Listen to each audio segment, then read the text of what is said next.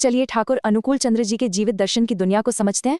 सवाल ये है कि आखिर ये जीवित दर्शन होता क्या है, देखते हैं।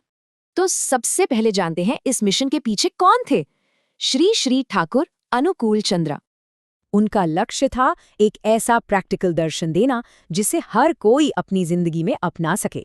तो ये दर्शन काम कैसे करता है? असल में ये 3 खास स्तंभों पर टिका है। पहला है जाजन, यानी आत्मशुद्धि के जरिए अपने अंदर झांकने का अभ्यास। फिर आता है याजन, जो हमें दूसरों को प्रेरित करने और उनकी मदद करने के लिए कहता है। और तीसरा है इष्टभृति, ये प्यार और भक्ति का एक रोजाना का नियम है।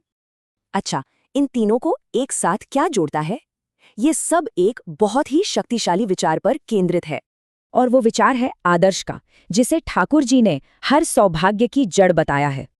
तो फिर एक आदर्श केंद्र जीवन असल में होता कैसा है?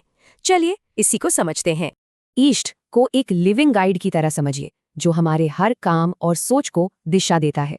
ये आदर्श जिंदगी को एक फोकस देता है, जिससे फैसले लेना आसान और सार्पक हो जाता है। तो सवाल ये है कि ये निजी सिद्धांत एक समुदाय में एक साथ कैसे काम करते हैं।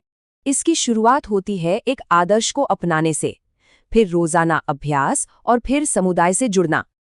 और यहीं पर सत्संग का रोल आता है, एक ऐसा समुदाय जो साथ मिलकर आगे बढ़ता है। मतलब निजी कोशिशें और सबका साथ मिलकर ही सामूहिक विकास को बढ़ावा देते हैं। पर क्या ये दर्शन आज के जमाने में भी उतना ही मायने रखता है? हाँ, बिल्कुल। क्योंकि ये सिर्फ मानने की नहीं बल्कि करने की बात करता है, जो आज की दुनिया के लिए जरूरी है। ठाकुर जी के ही शब्दों में जीवन, सेवा, त्याग और समर्पण से ही निखरता है।